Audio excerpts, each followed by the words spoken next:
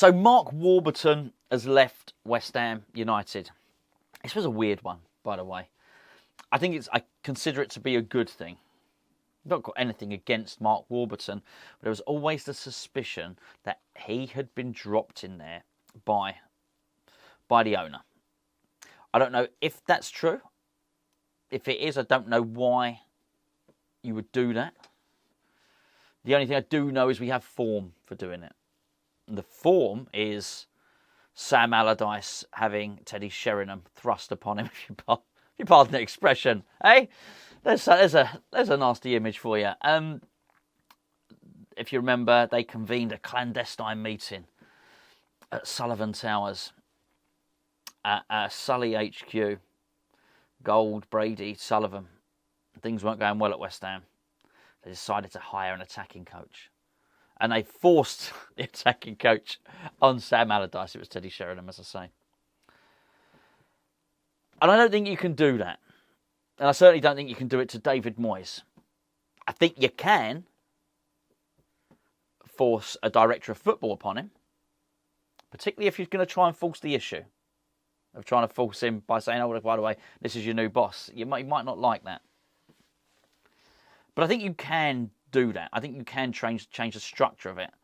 Because realistically, the director of football, he's not telling David Moyes how to train and what tactics, how to run his training drills. I think the moment you change the dynamic of a coaching team and the ingredients within that, I think you're probably asking for trouble.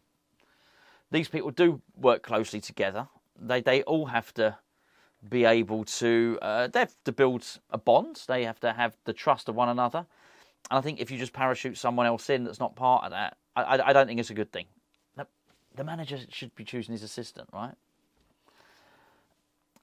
So with that in mind, I don't think it's a bad thing that Warburton's left. And then the other thing to factor in is quite how much, I believe, Moyes has struggled since Alan Irvine left. Now, this is not just something that I believe, but it's somewhere between that and it being common knowledge. There's a lot of people think that to be the case. It's fair to say that Moyes has struggled since Irvine came in. And Irvine was really his second choice. The guy that he wanted was Steve Round. Now, Steve Round had gone and managed with England, and in the end, I think just before Moyes went, I think Mikel Arteta poached him and said, well, come with me to Arsenal. That's David Moyes' most trusted ally, I think you'll find. So in the end, he went and got Alan Irvine. Alan Irvine came down and he got, well, like Craig Dawson, I think, as I understand it, he got homesick. Now, there's some more scurrilous rumours than that. There's some more inventive rumours. But sometimes it's just the most obvious thing and the most evident thing is the reason why. If it waddles like a duck and quacks like a duck is a duck, all that sort of thing.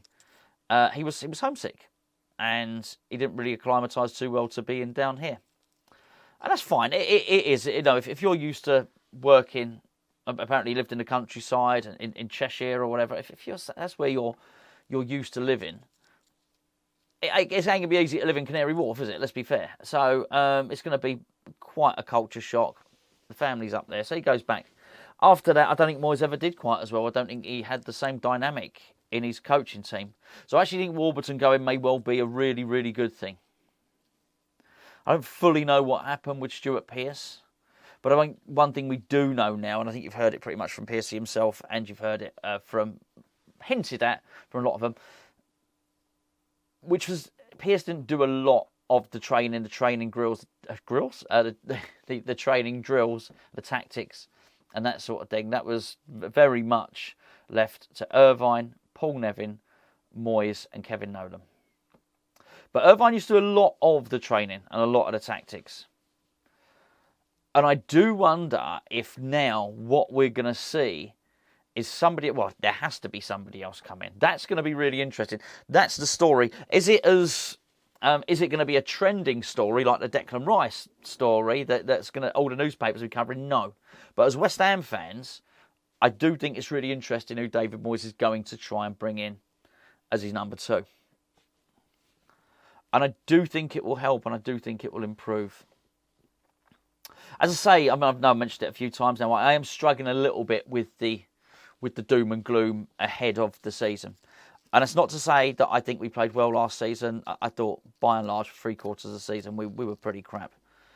I thought we got an awful lot of things wrong. However, I'm not going to say and start predicting now that we're going to have a terrible season. We just don't know. As I've mentioned, we don't have the data. What I do remember is at the start of last season, and I spoke to Gio about it. So I went back and checked a year ago. I'll say a year ago, maybe 50 weeks ago, because I wanted to make sure that the transfer window had kicked in a little bit. And I've read a lot of the comments. If you go back, you'll see the same. We're going to struggle. We're not going to sign. That was the thing. We're not going to sign anyone. It was there everywhere. West Ham have got no ambition. Same old West Ham. Why can't we sign anyone? All the rest of it. And in the end, we signed loads of players. Okay, they all took a while to settle, and it didn't work out too well. But there was a lot of depression, I've got to say, in a lot of the comments. A lot of concern, a lot of anxiety. It's going to be a terrible season. We're not going to sign anyone. It turned out to be 3/4 of a terrible season, but we signed lots and lots of people. And when I looked at it, it was quite clear that the West Ham board have been playing quite an interesting game of chess with what they drip-fed out and what they didn't. I covered a little bit of that game of public negotiation in the video that I did about Declan Rice earlier. It was no different when we were buying and selling. There was a lot of misinformation out there before we went and actually got the target we wanted to get. I mean, it was crazy. You know, you look at the build-up to all the Lucas Paqueta stuff. No one was anywhere near it. Nobody was anywhere near it. And I know we went for, obviously, Nunes first. We wanted Onana. There was quite a few things going on, but there was a lot of stuff going on, and there was a lot of people saying, it's pointless us bidding for this player, we'll never get him. It's pointless us bidding for that player, we'll never get him. So I'm not predicting doom and gloom for West Ham next season. I'm not predicting we're going to be brilliant. But what would really help is if David Moyes could get a coach in that coaches his style of football. Now, apparently Warburton wants to leave because, well, he's obviously managed Rangers, managed Brentford, managed a number of teams, hasn't he? He wants to be the number one. But his football, and if you've ever seen anything of Mark Warburton, was never David Moyes' style of football. So they were quite odd bedfellows, really. They were never going to marry up. And I do hope that if David Moyes is going to do that, then David Moyes gets somebody in who's more akin to his style of football. I do think David Moyes is only around for one more year. So I think that's going to be interesting. You know, who's going to come in and help David Moyes out on a one-year deal. And I think initially I thought, oh, no one's going to want to do that. I thought, hold on, who am I kidding? We're a Premier League football team. We're going to be in Europe, and there's a lot of coaches out of work, loads of them. I think they say at any given time, over half the coaches are out of work. There's a lot of people out there. So will he be able to find someone? Yeah, you bet your arse he will. And I think we might be all right. I think we'll benefit because of it. I really do. I don't fully know what the composition of everything's going to be. I don't really know how it's going to play out with this director of football. We're just going to have to wait and see. But it is interesting.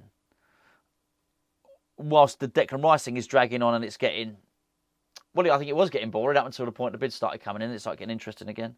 I think the director of football stuff is interesting.